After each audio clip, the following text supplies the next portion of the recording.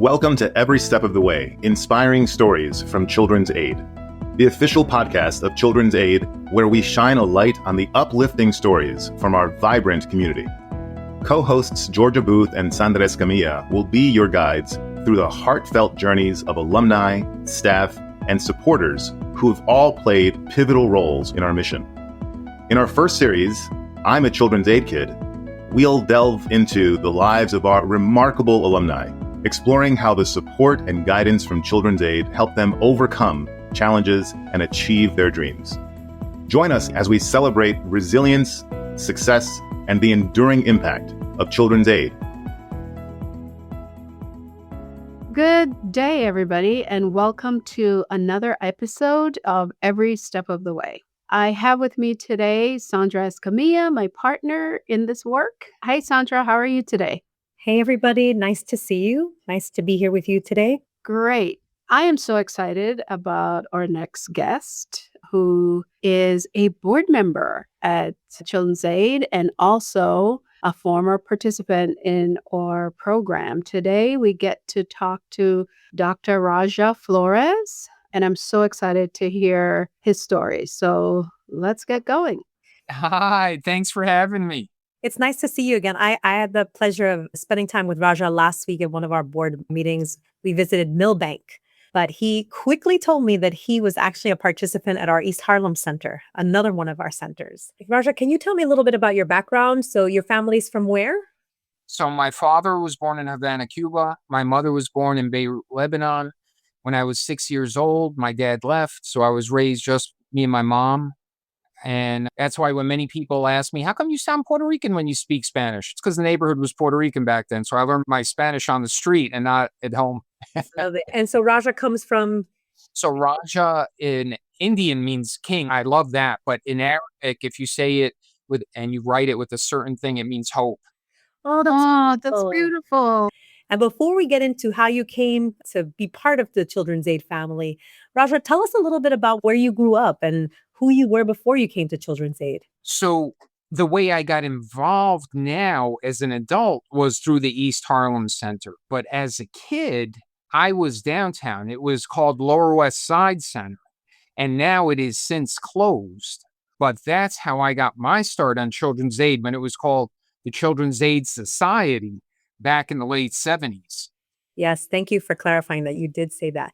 And before you came to Children's Aid, tell us about your background a little bit. You grew up in the Lower East Side?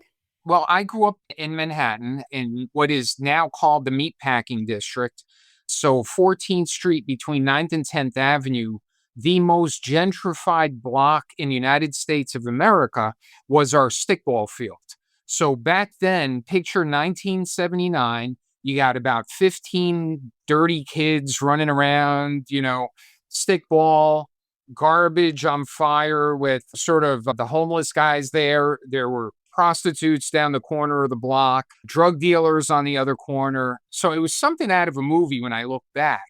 And now you go down that block, Armani stores, it's at another level. Actually, I grew up in the same neighborhood as the Wayans brothers, the comedians.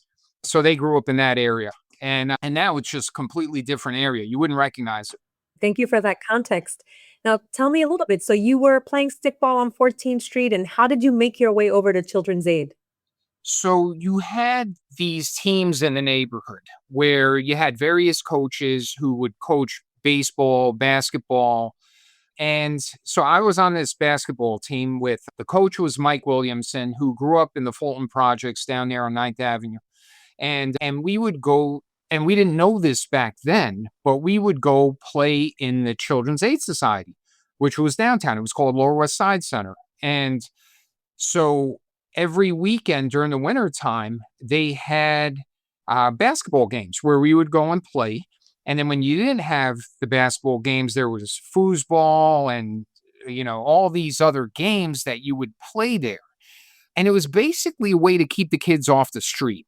And it was something that you just remember as a kid, you just got shuttled there. It's not like we saw, Children's Aid and deliberately said, I want to be part of this program. No, we're going wherever the wind blows. You got all the kids from the neighborhood going over there. And so, we went there and we played ball. It was a safe place to be. so you weren't on the street. Important question. Did you win? We did win the championship one year. One year we lost the championship, and the other years we didn't make it. I think it's so important. You're demonstrating, Raja, the importance of having available activities, just having a space for kids to go in the neighborhood and how, that was critical for you. So once you became involved in Children's Aid, what activities did you do and how did that kind of have an impact on your educational trajectory? So with the Children's Aid, it was mainly sports. It was mainly physical. You're there, you're doing sports, you're running around. You were with good role models who would talk to you about what it's like to be a man, what makes a man. And it was very different than what you were exposed on the street. But the other thing that the Children's Aid really helped me with was back then, my teeth went all over the place.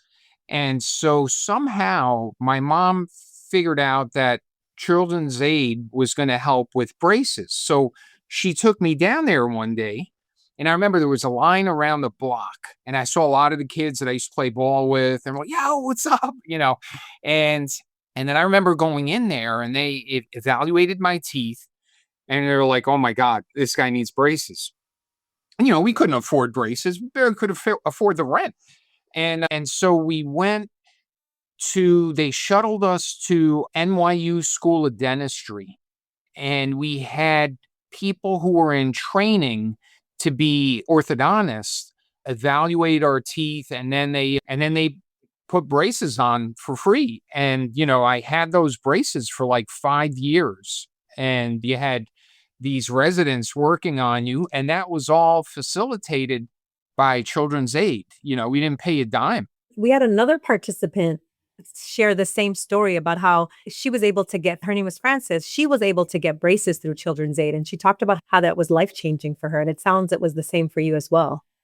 Oh, yeah. I was very self-conscious to the point where I didn't smile. People thought I was pissed off all the time. And also I wasn't always happy as a kid. And so it just added to it. And then once my braces came off, I was like a new man. It really helped with my confidence, and I didn't put my head down anymore. When I laughed, I didn't hide my smile. And so it was a big deal. But the thing to understand is back then, these programs, you just kind of ended up there. Like you didn't realize, oh, this Children's Aid, I'm going to do this. I'm going to be in this program. I'm going to be in this program. No, your parents are immigrants. They don't know much. You just go with the flow. Everyone in the neighborhood's going there. You just end up there. And one thing leads to another. And God willing, things went in the right direction. I think nowadays we need to be more deliberate about identifying the kids who would benefit from stuff like that. Because I grew up with a lot of kids that fell through the cracks. As a medical student, I worked at Rikers Island. I saw a kid I grew up with while I was there, so they can easily go in the wrong direction. And we've got to understand that and really make sure that they are brought into Children's Aid in a safe environment where they don't have to prove themselves, where they can just play sports, learn life lessons without worrying about some of the difficult things that can wait for you out on the street. It wasn't like you enrolled in the program. You were voting with your feet, right? You kept coming back because obviously we were doing something that was working for you. And I'm curious, Raja, when you look back and, hindsight is 2020, was there an experience at Children's Aid? You talked about kind of the sports. You talked about, kind of what with your teeth, that you got to support fixing your teeth. Was there a moment where something clicked for you that helped to pave the way to you becoming a doctor? Even that was not deliberate. It was more like one thing led to another. It was easier to study and do well in school than to deal drugs. And it was, I don't know if it was luck or God, knowing that my mom loved me. I don't know. It was a bunch of everything. They got to have at home someone that loves them. So Raja, I hear the ways in which Children's Aid was able to get you off the streets, to use your word, and also to help you with braces or with your teeth that would then lead you to have more confidence. Is there anything in your experience when you're looking back, hindsight is 2020, that you can say, this was the clear path and this is what paved the way for me to become a doctor. Is it that clear for you? No, it's sort of blurry. The thing that stands out the most, if I think back, it was really the male role models that were there. So when you're playing ball, you think you're just playing basketball, but you're looking up to that guy that's bigger than you that can dunk. And you're saying, and you're talking to them. And they can either talk to you about, listen, little bro, you should stay in school, you should study. That's going to serve you better than the guy dealing drugs on the corner. And you need to have frank conversations. I mean, the drug thing comes into play in the 6th grade, sometimes even earlier. You got to talk to them about that. And they got to realize there are alternatives to that. You do with what is immediately around you, what you're familiar with. And you don't want that to be what they're familiar with. You want them to be familiar with the guy that worked hard, that is good at basketball, but that's not all he's about. He studies, he works when he can. You want that work ethic that, it's not like, all right, I'm going to go in this program, I'm going to study in this program so I do well in school, this or that. No, especially with young boys, they've got to feel like you get them. They got to look up to you for other reasons, whether you're good at sports or whether you got a lot of muscles. That's the stuff boys look up to. And then you work in the other stuff. And it doesn't mean you're not going to fall into some pitfalls, which I definitely did, but it helps you climb out of them when you know the difference between right and wrong. Thank you for sharing that. I love that. Yes, Raja, that's really amazing. And I think for some of our staff who will listen to this, that's such an incredible message to share with them, the importance of them just being there for our young people. Interesting. When our site visit at Millbank, I saw the basketball coach there and I realized how important that guy is. But my son actually played on a different team, but played against the Millbank kids. And right from the beginning, this coach had them full court press. And I remember it like yes, I'm like, what are they doing? And he's making them work hard. And you can tell he was instilling in them a certain work ethic about working hard, but also made the other team step up their game. And so you realize through sports, there's a lot you can teach by action without saying it. And that's more important than telling someone, study, do this, do that. You show them what a strong work ethic is through your example and through the way you coach. And I don't know if he realized that I was thanking him and appreciating him for the way he coached that team, because my son took something away from that. That's beautiful. Thank you for sharing that. So, Raja, given your experiences at Children's Aid and being a student at the time, how did those experiences kind of help your experience in school, your activities in school as a student? So work ethic, when you have your coaches, your tutors, when they have made you see that working hard results in something like delayed gratification. You work hard on your jump shot. Eventually, you're making your jump shot. You lift weights for your legs. Next thing you know, you're dunking the basketball. So they taught you that if there's something down the line you see, that you work hard and you'll get there. Children's Aid also helps you navigate and get into other programs that can help you. So as I was coming up, yeah, Children's Aid was a big part, but there was other things. There was the Boys Club. There was something called Higher Achievement Program, HAP. There was another thing called Higher Education Opportunity Program, HEOP.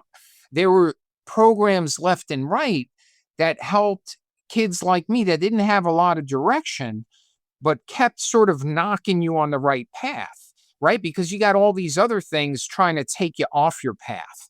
You've got acceptance with your peers. Some of your peers are going down the drug lane. Some of your peers are, sort of doing other things, ripping off people and stealing and this and that. And you kind of put a toe here, you put a toe there, and you can easily go from this lane into the wrong path. And I don't know if there's a lot of luck in there, but without love and caring from people who are in programs like Children's Aid, you don't have a shot. And yeah, there are some people who come through who end up in the wrong path, but without that, they've got no hope of going down the right path. The way I see what's happening in Children's Aid now, how structured it is with the focus and the knowledge that they have from the sort of societal levels, I do think that it is a much better program now today than it was when I was coming up. It's more structured, it's more deliberate, and I think it's focusing in on the right things. When I was younger, it had a great intention, but I didn't really feel I was in a structured environment. Not like what I saw at Millbank and what I saw when the East Harlem program was running. What I love is that you made your way back to us, Raja, that you came back to us and now you are supporting our work as a board member. And I want to hear a little bit about just your life now. What are you doing now? And tell us why you made your way back to us. So now I've been a surgeon in this city for over 30 years. I'm in Mount Sinai in Spanish Harlem, East Harlem. And so I've been taking care of people from my hometown for my entire life. And what's interesting is that the way I reconnected with the East Harlem Children's Aid was there was a flyer going around one time about it closing. And I went to that meeting and it made me connect again. And I saw there was a little bit of a disconnect between the Children's Aid people trying to do the right thing for Children's Aid and the community. They both wanted the same thing, but they couldn't speak the same language. And I'm not talking about Spanish or English. And it was just very interesting. And I saw it and I saw how injured the community felt. And I also saw how helpless and hurt the people who were trying to do the right thing felt at Children's Aid.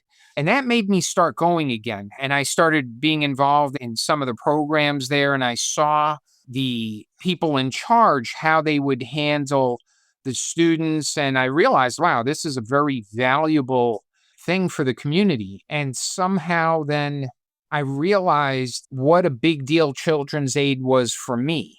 There was a lot of, like I said, a lot of programs involved, but Children's Aid hit me at a very young age. So it changed the way I looked physically with my teeth and everything. I had some big ass buck teeth and I appreciated it more as I got older. And somehow God took me back there. And I said, you know what, if I can help this place just a little bit of the way it helped me, then that's what I have to do. It was, again, just God guiding you. I don't know. And I'm so happy that I've reconnected. Raja, we were really lucky to have you because if I remember, you were a truth teller and you were able to help us see some of our blind spots. You know, that was a really hard time for us at Children's Aid. We were both trying to contend with meeting the needs of the community and also with some of the things that we were understanding about that space and its long-term sustainability. So I've got to tell you that on behalf of Children's Aid, I'm so grateful that you stood in that gap and spoke truth to us, because then it allowed us to position ourselves better with our community. So we constantly rely on folks like you, Raja, and folks in the community to help us be better. So thank you for helping us be better in that time. So I appreciate that, first and foremost, for you kind of standing in that gap and telling us the truth.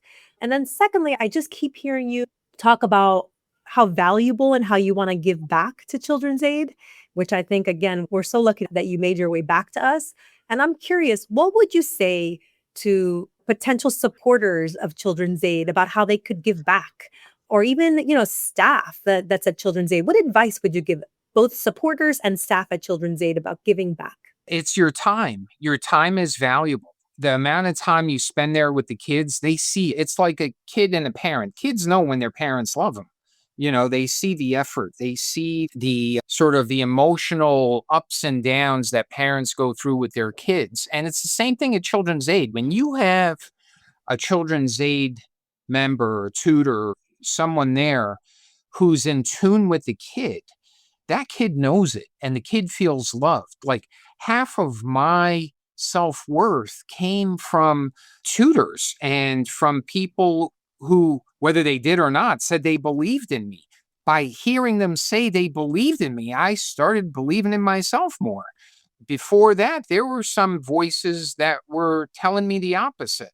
I ended up down, chasing a different path. So it's not like I had this straight line of, oh, I'm going to study, I'm going to work hard, I'm going to become a doctor. No. All right, here are the drugs. Oh, here's the bad stuff. All right, I'm doing this. All right, I'm ending up going this way. It's just, it's not a straight path. As a children's aid employee, worker, tutor, you got to have faith in the kids. You just got to keep giving them that love, like a mother's love. The son could do all kinds of things, and that mom still loves that kid, is still doing everything for that kid. And that's the way I see children's aid. The doors are open and kids come in there all the time. And, there's going to be difficult moments, but you keep showing up and you keep wanting the best for society, for the community, and for the kids there. And I do believe that it will pay off down the line where you will see these kids do incredible things. Like be a thoracic surgeon?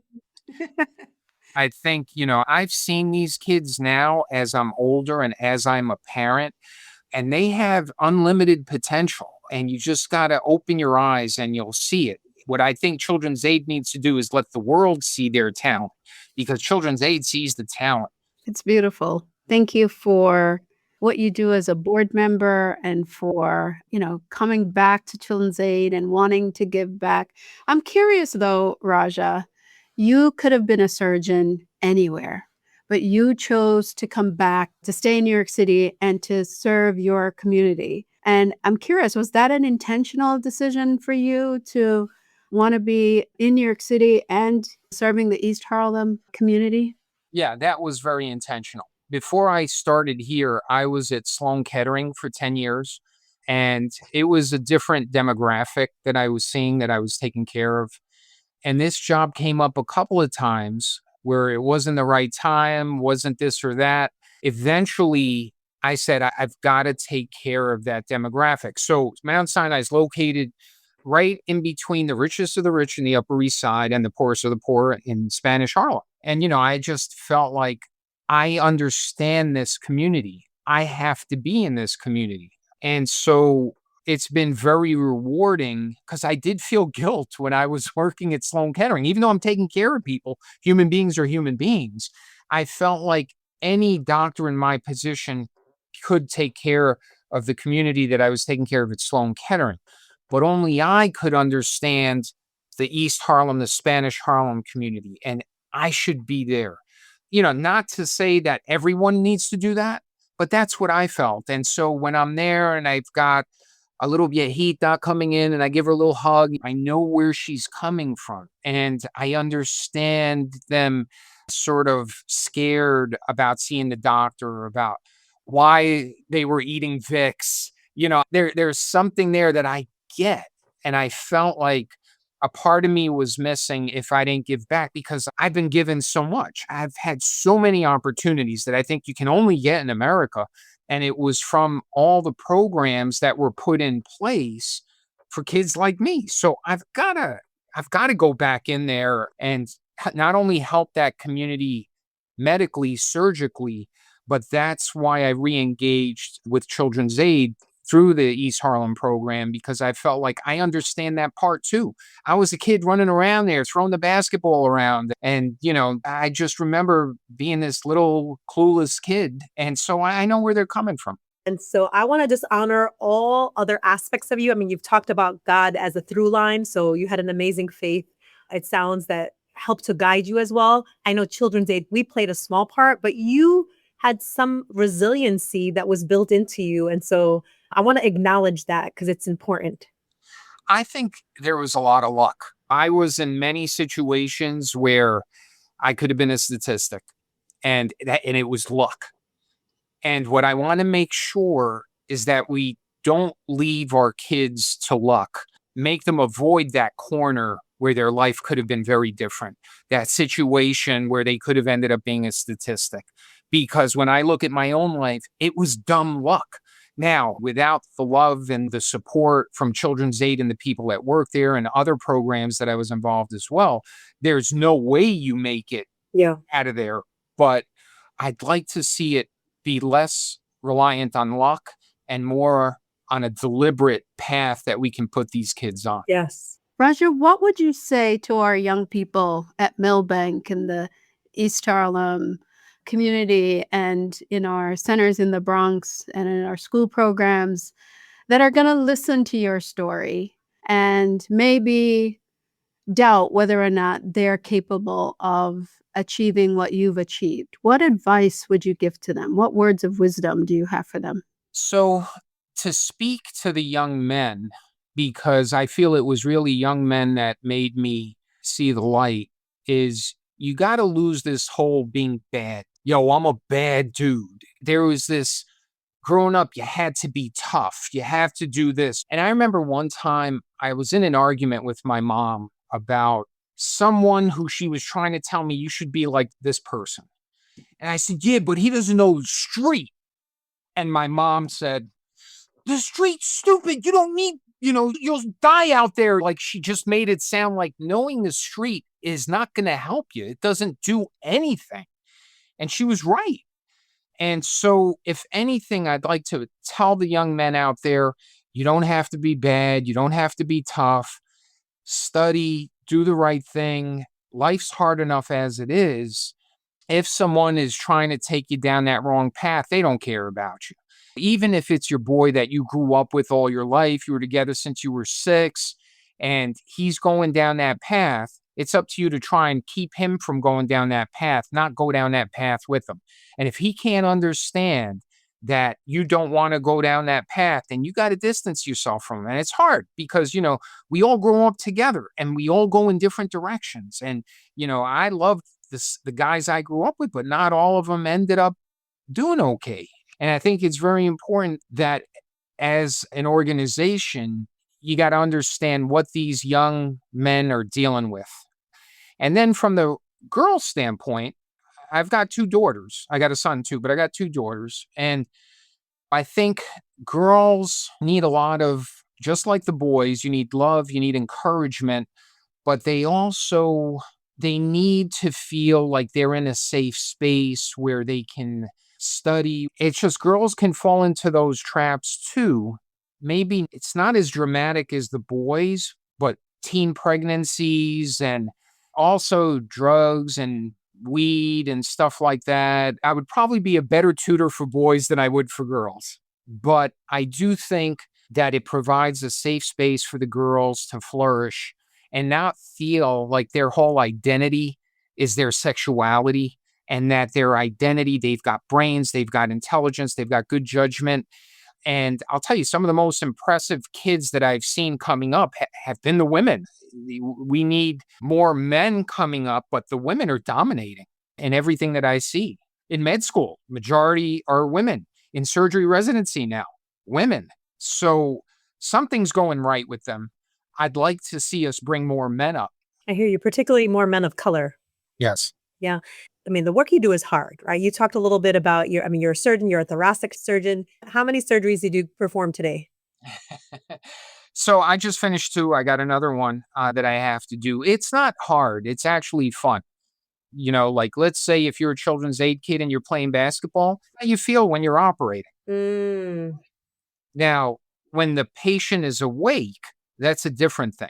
You got to be compassionate and you got to show caring, and you're not just dealing with the patient, you're dealing with the family. You're treating the mother, the brother, the father, the sister. You're treating an entire family, and that's where your interpersonal skills and your compassion needs to show. But the surgery part, if you're good at basketball, you'll be a great surgeon. That's great. And it has to start with you in terms of you taking care of yourself, right? Talk a little bit about what you do for self-care. So number 1, don't do drugs. Number 2, exercise. It's like in Legally Blonde. People who exercise have endorphins. Exercise, I think, is a very important part, not just physically, but mentally. Go run around, lift some weights, play some basketball, and then you'll sit down and you'll be able to study. Realizing that studying is hard. Yeah. It's easier for me to operate than to study. Now, to be able to operate and do it well, you got to study a hell of a lot. So everything's connected, but I do think that it starts when they're younger, when they're going to children's aid, when they're participating in sports or in the after school activities, learning things. But the most important thing are those people who work there, who care, and that the kids feel that they care.